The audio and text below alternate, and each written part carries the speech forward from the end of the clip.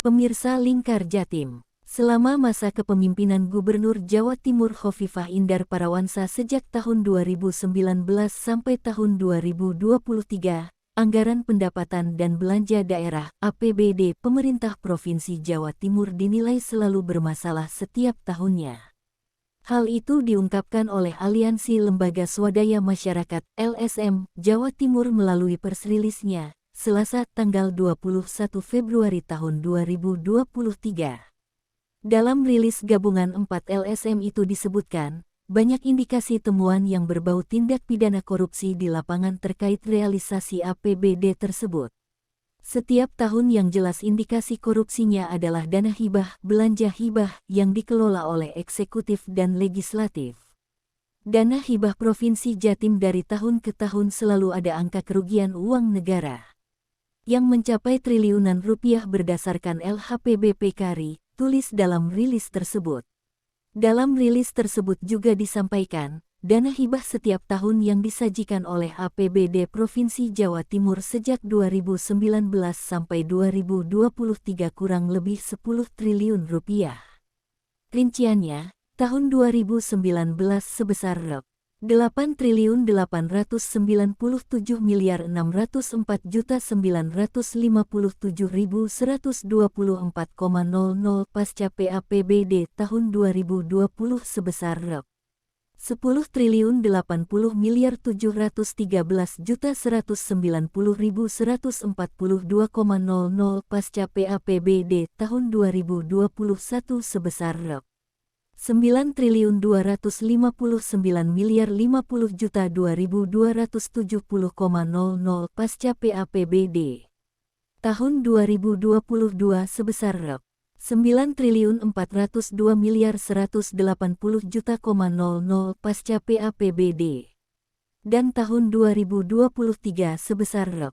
Rp3.744.127.678,00 Rancangan KUA PPAS 2023. Dari dana hibah yang begitu besar anggarannya hanya dikelola oleh eksekutif dan legislatif itu, LSM Jatim menyebut, dana hibah itu dijualbelikan kepada masyarakat melalui Korlap Pokmas dengan fee mencapai 40% dari anggaran yang dikelola.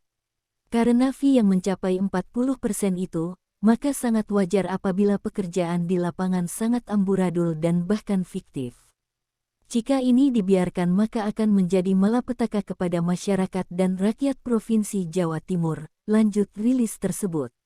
Oleh karena itu, Aliansi LSM Jatim menuntut kepada Gubernur Jatim.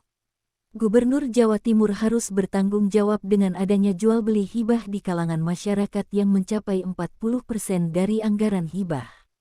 Gubernur Jawa Timur jangan tebang pilih kepada kelompok, lembaga, yayasan, pondok pesantren, masjid dalam memberikan dana hibah supaya tepat sasaran dan dinilai objektif. Gubernur Jawa Timur telah ditengarai menggunakan sayap oknum untuk menarik fee dana hibah kepada lembaga, yayasan, sekolah, kelompok untuk kepentingan politik dan pribadi. Adanya Komisi Pemberantasan Korupsi (KPK) yang menggeledah kantor gubernur dan kantor lainnya eksekutif pasca OTT salah satu pimpinan DPRD Jawa Timur adalah pertanyaan bagi masyarakat sehingga harus diklarifikasi oleh gubernur. Apabila Gubernur Jawa Timur tidak pernah cawe-cawe dengan hibah maka segera angkat bicara dan jumpa pers di depan rakyat Provinsi Jawa Timur. Selain kepada Gubernur Jatim, Aliansi LSM Jatim juga menuntut kepada Komisi Pemberantasan Korupsi (KPK).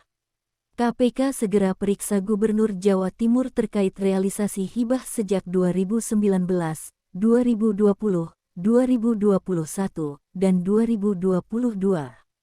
KPK segera ambil tindakan terkait 80% sampai 90% dana hibah yang dikelola oleh Gubernur Eksekutif sejak 2019 SD 2022. Gubernur Jawa Timur selaku pemangku kebijakan dan orang nomor 1 di lingkungan Provinsi Jawa Timur mustahil tidak cawe-cawe dengan dana hibah.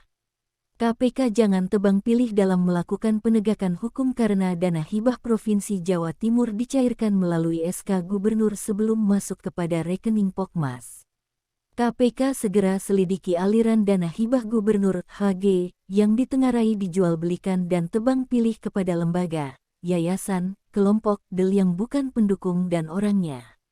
Gubernur mengelola di dalamnya 90% dari anggaran hibah itu, saudara-saudara sekalian. Betul? Betul.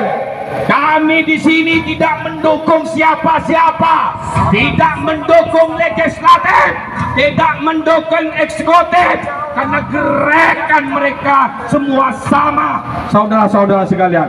Perlu diingat, gerakan eksekutif, gerakan legislatif sama-sama, saudara, untuk menempatkan hibah ini sebagai dasar pencucian uang. Perlu diingat itu, saudara-saudara sekalian. Hibah hanya dijadikan tempat pencucian uang dan larinya semua ke Madura, saudara.